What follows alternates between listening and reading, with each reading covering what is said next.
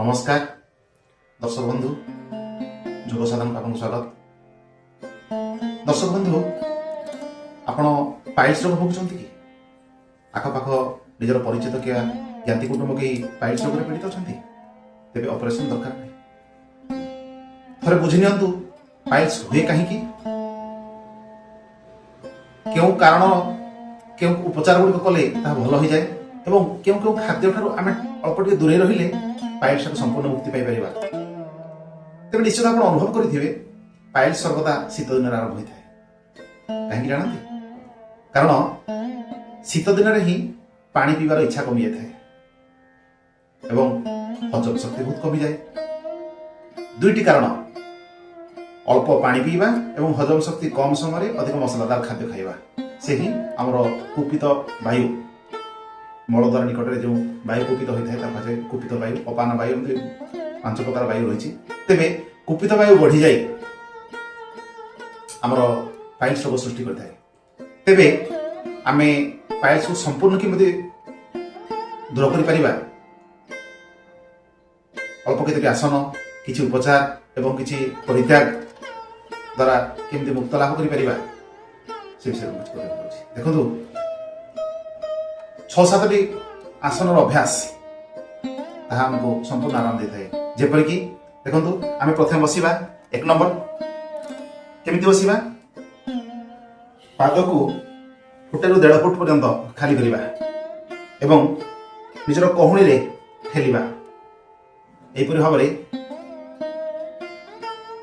या कहंती मलासन 10-15 सेकंड पर होल्ड करिबा पुनः से रिलैक्स करबा पुणी 10-15 सेकंड पर ठेलिबा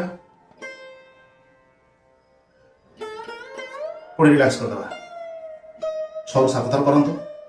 तापरे सबुठार आरामदायक होला मंडूकासन। मंडूकासन प्राय समस्त आपण जानिथिबे। मंडूक अर्थात बेंगो भଳି रहिबा कहंती मंडूकासन। ए मंडूकासन हमको गैस्ट्रिक समस्या पाइल्स समस्या डायबिटीज समस्या ये अनेक रोग दूर करता है। देखो मंडूकासन केमती करिबा प्रथमे वज्रासन रे बसिले आंठू को जोड़िले नाभि पाखरे प्रथमे बाम हाथ पापुली तापर डाहाण हाथ पापुली निश्वास छाड़ी आग को झुंकिबे एवं धीरे धीरे जदि संभव कपालभाति करिवे। देखो केमती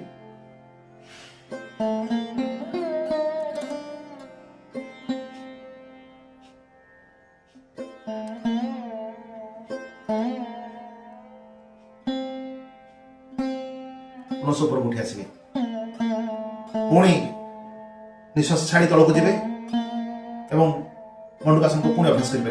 यहपरि भाव में 8-10 थर अभ्यास करंतु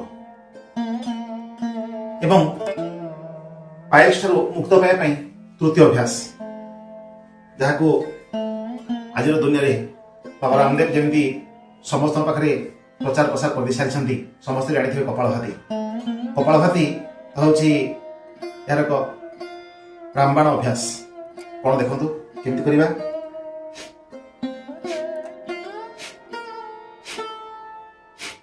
आपण जदि पाइल्स भोगुछंती तेबे कपालभाति को साधारण न करी आ टिके जस्ट परिवर्तन कर दियंतु। जेतेबेले संकुचित करूछंती पेट को ताहा नाभिर निम्न भाग को अधिक संकुचित होबाको चेष्टा करंतु।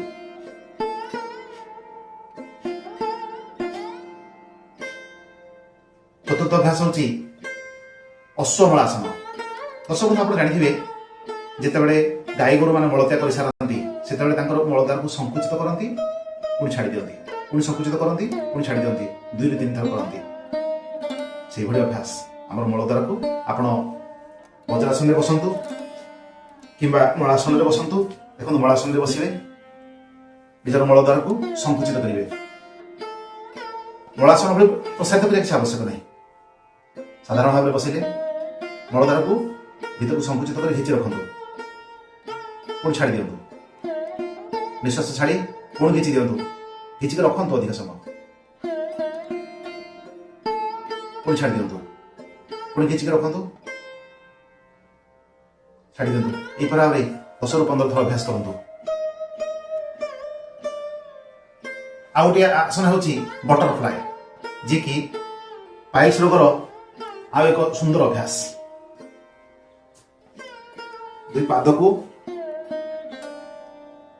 ନିଜର ଗୋଡ଼ ସହିତ ଆଗକୁ ଲଗେଇ ଦିଅନ୍ତୁ। ଯେତିକି ସମ୍ଭବ ହାତରେ ଘିଞ୍ଚି ଧରନ୍ତୁ ଏବଂ ଉପର ତଳ କରନ୍ତୁ। ଏହାକୁ ବଟରଫ୍ଲାଏ କହନ୍ତି, ତିତିଲି ଆସନ ବୋଲି କହନ୍ତି ହିନ୍ଦୀରେ। ଛୋଟ ପିଲାମାନେ ବହୁତ ଆନନ୍ଦର ସହିତ କରନ୍ତି। ଏହିପରି ଅଭ୍ୟାସ 15-20 ଥର କରନ୍ତୁ। ଏବଂ ଶୋଇକରି ଦୁଇଟି ଅଭ୍ୟାସ ଦେଖନ୍ତୁ। ଗୋଟିଏ ହେଲା ପବନ ମୁକ୍ତାସନ। ପିଠି ମାଡ଼ି ଶୁଅନ୍ତୁ।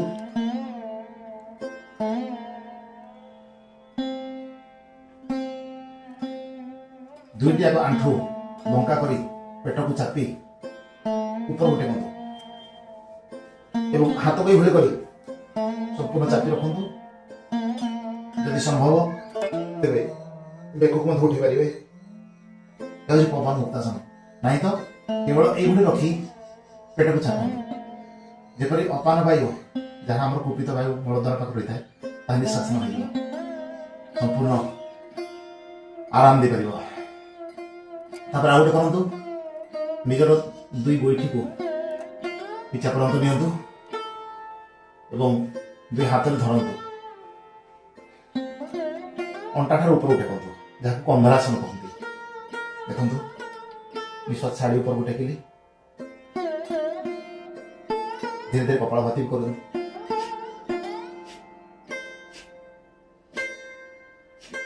ପୁଣି ଛାଡ଼ି ଦିଅନ୍ତୁ। 10-15 ସେକେଣ୍ଡ ହୋଲ୍ଡ କରି ସାରିଲା ପରେ ପୁଣି ଛାଡ଼ି ଦିଅନ୍ତୁ। ପୁଣି ଉପରକୁ ଟେକନ୍ତୁ।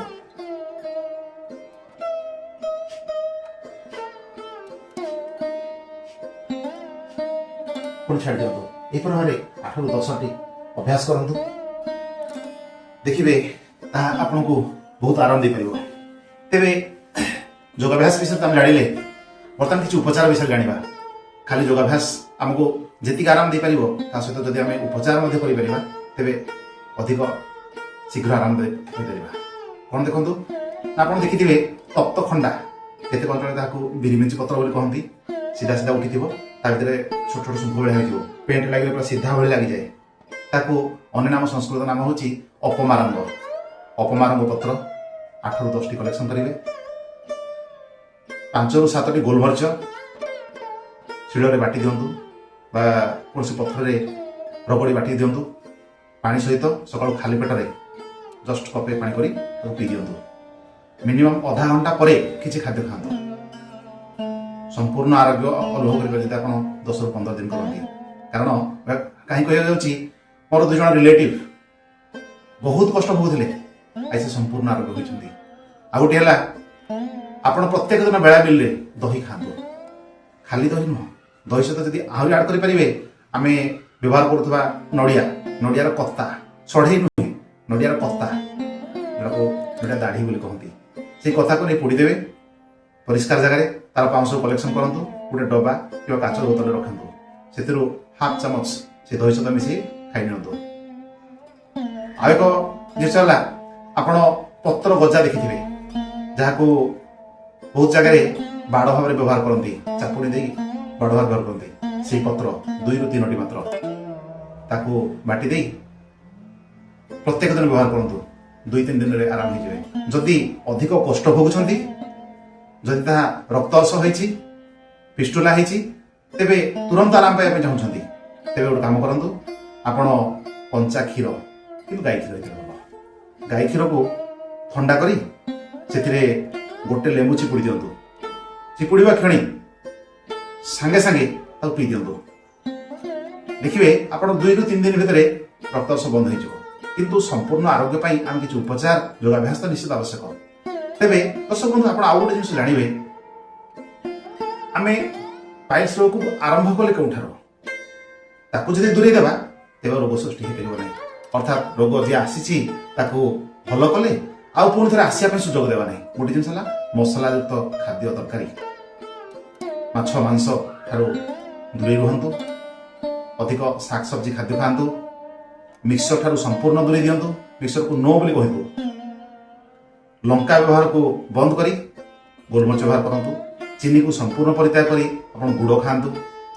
ଆଉ ପ୍ରତ୍ୟେକ ଦିନ ସକାଳୁ ସଫିସିଏଣ୍ଟ ପାଣି ପିଅନ୍ତୁ।